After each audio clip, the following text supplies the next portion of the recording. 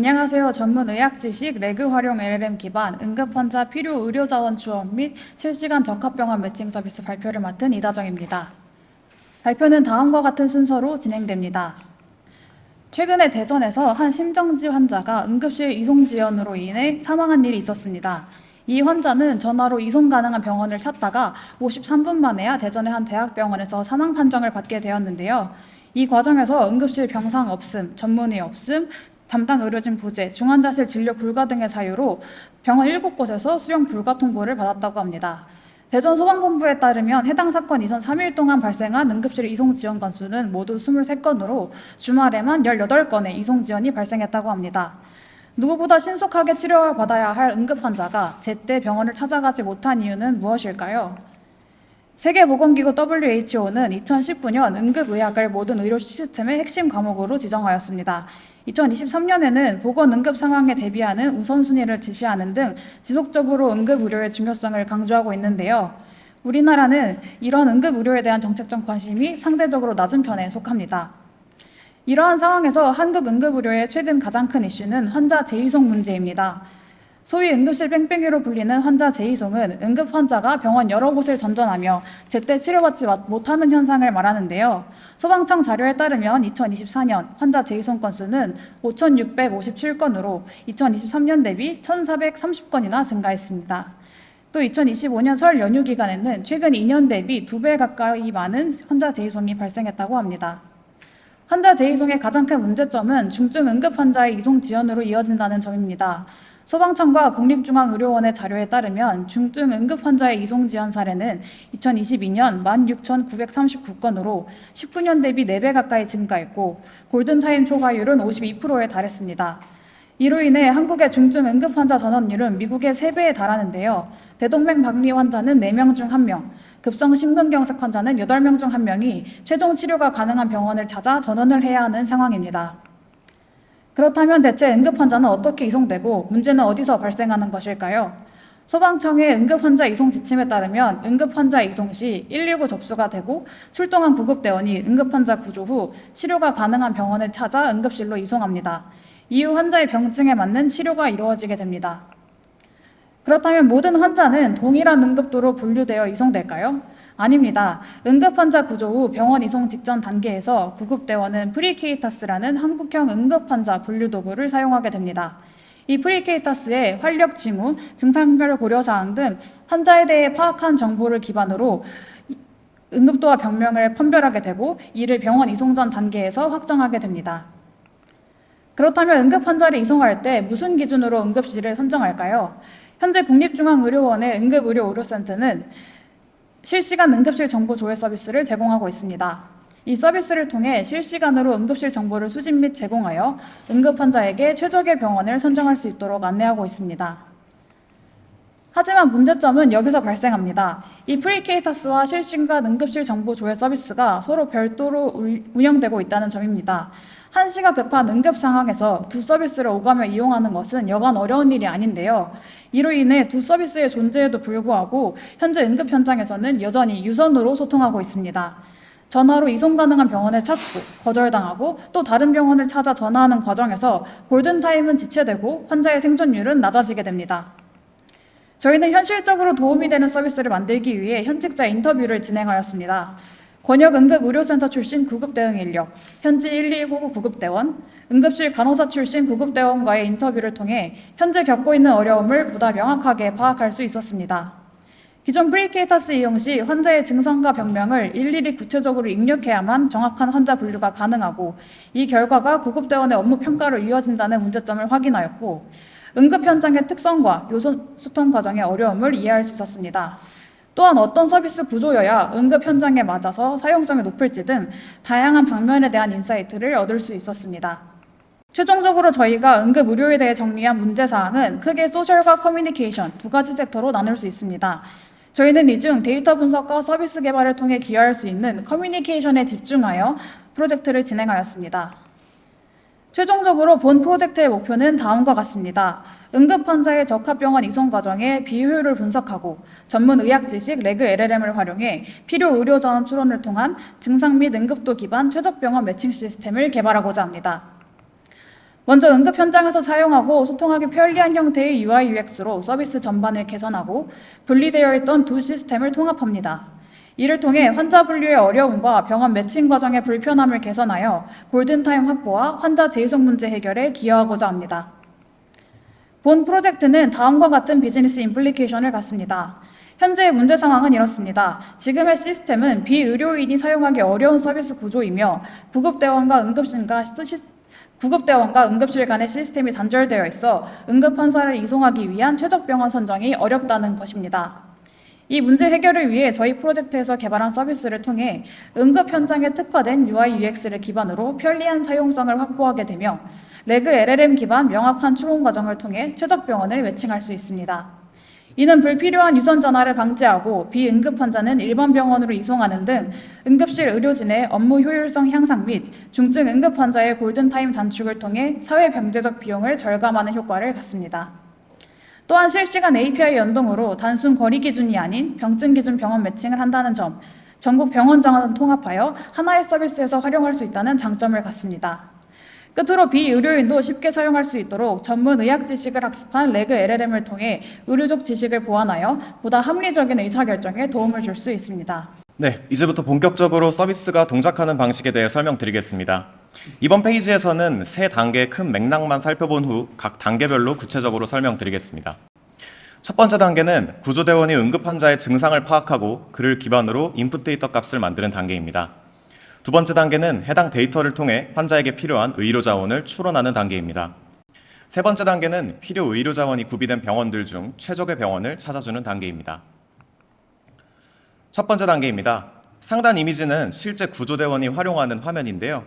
인터뷰를 통해 도출한 첫 번째 문제점은 증상을 찾기 위한 불필요한 화면 전환이 많다는 것이었고, 두 번째 문제점은 비의료인이 증상을 찾기 위해서 심혈관계, 소화기계 등의 카테고리를 알고 있어야 찾을 수 있다는 점이었습니다.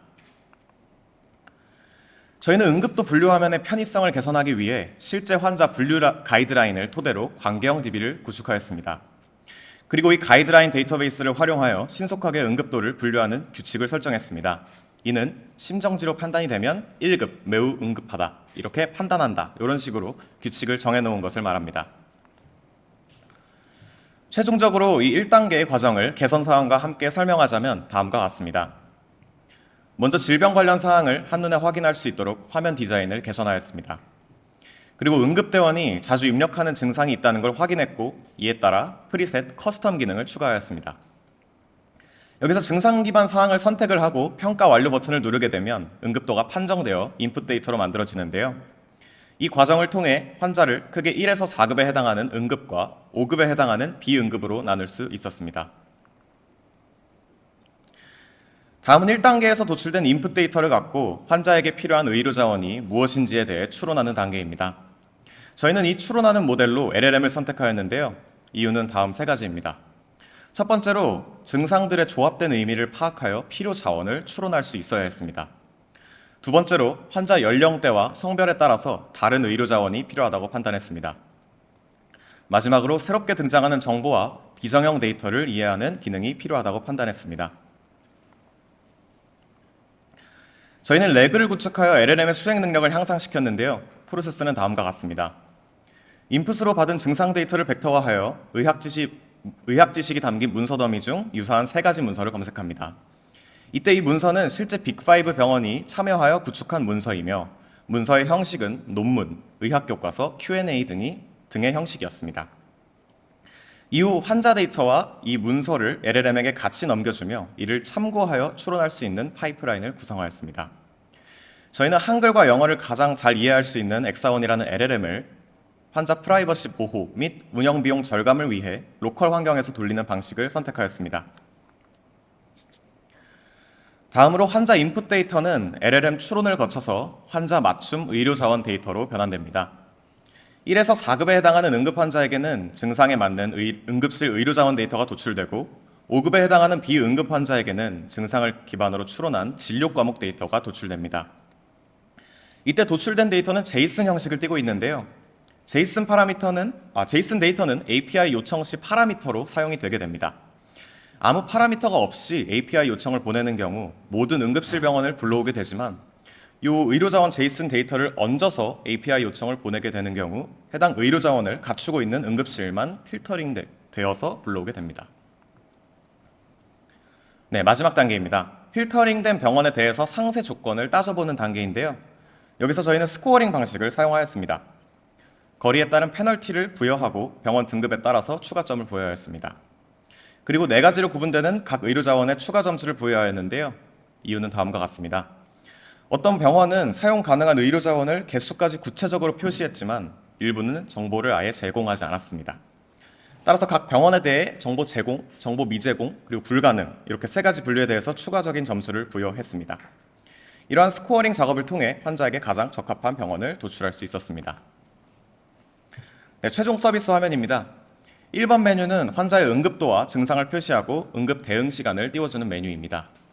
2번 메뉴는 LLM이 어떤 추론을 했는지 볼 수 있는 메뉴이고요. 3번 메뉴는 마커로 표시되는 지도입니다. 4번 메뉴는 병원 리스트이며 응급실 직통번호 확인이 가능합니다. 이를 통해 구급대원은 최적의 병원에만 전화를 함으로써 불필요한 시간 낭비를 줄일 수 있습니다. 마지막 5번 메뉴는 스코어링 관련 내용을 상세하게 볼 수 있는 메뉴입니다. 네, 이제 최종 서비스 시연 영상을 보여드리겠습니다. 네, 첫 번째 상황은 응급도가 1급으로 분류된 환자의 경우입니다. 첫 화면은 구조대원 선택 화면입니다. 다음은 환자 연령대와 성별을 선택하고 프리셋을 선택할 수 있는 화면입니다. 다음 화면은 환자 증상에 따라서 병명과 고려사항을 선택하는 화면입니다. 응급구조사가 자주 사용하는 이 항목을 이런 식으로 프리셋으로 저장해 놓을 수 있습니다. 네, 그리고 이전 화면에서 이 프리셋 버튼을 통해서 빠르게 선택할 수 있고요. 여기서 평가 완료 버튼을 누르게 되면 다음 단계로 넘어가게 됩니다. 일단 환자 연령대, 성별 등의 정보가 데이터로 정리되어 LLM의 인풋으로 들어가게 됩니다. 그런 뒤에 LLM은 인풋 데이터와 유사한 문서 3개를 검색합니다. 그리고 그 인풋 데이터에 대한 3개 문서를 참고하여 환자가 필요로 하는 의료자원을 1차적으로 추론합니다. 이 추론을 바탕으로 LLM은 최종 판단을 하게 됩니다. 그러면 요거를 제이슨 파라미터로 사용해서 API 요청을 보내게 되고요. 그럼 적합한 병원을 찾고 프론트엔드에서 주소를 좌표로 변환하여 지도로 표시하게 됩니다. 이 과정을 다시 살펴보자면 필터링된 병원 리스트를 받아와서 스코어링 통해 적합 병원을 선정한 후 최종 20개의 병원 리스트를 표시한 메뉴입니다. 이 스코어링이 어떻게 됐는지도 확인 가능하고 직통번호도 확인할 수 있습니다. 두 번째 상황은 비응급으로 분류된 환자의 경우입니다. 연령대 선택과 증상 선택까지는 1급에서 4급 분류할 때와 다를 바 없이 동일합니다. 증상을 선택한 후에 이렇게 5급 비응급으로 분류된 경우에는 레그 없이 바로 LLM 추론에 돌입하게 되며 이를 통해 환자의 증상에 적합한 진료 과목을 판단하게 됩니다. 그리고 진료 과목 진찰이 가능한 일반 병원 중에 거리가 가까운 순으로 정렬을 하게 됩니다. 네, 시연 영상은 여기까지였습니다. 저희는 지금까지 완성된 서비스로 부산대학교 응급의학과 조석주 교수님께 피드백을 받을 수 있었는데요. 조석주 교수님은 한국의 응급환자 분류 체계 케이타스 시스템을 처음으로 도입하는 데 힘써주신 분이었습니다. 저희의 서비스가 실제 일본 오사카에서 시행되고 있는 오리온 응급 의료 체계와 유사하다고 말씀해 주셨고 환자 응급도 판별 후 이송 시간 단축에 도움이 될 거라고 피드백해 주셨습니다. 한계점으로는 의료 시스템 전반적인 부분에 개편이 필요하고 이 전산과 데이터로는 응급실 이송에 큰 영향을 끼치는 어떤 이해관계를 파악할 수 없는 부분이 다소 존재한다라고 제시해 주셨습니다. 여기까지가 저희가 준비한 발표였고요. 히포크라테스 선서처럼 저희도 생명을 구하는 일에 약간의 사명감을 갖고 데이터 및 AI 기술로 기여해 보았습니다. 더 이상 대한민국에서 응급 상황에 병원을 가지 못하는 환자가 없길 바라며 이상으로 히포크라테스 발표를 마치겠습니다. 감사합니다.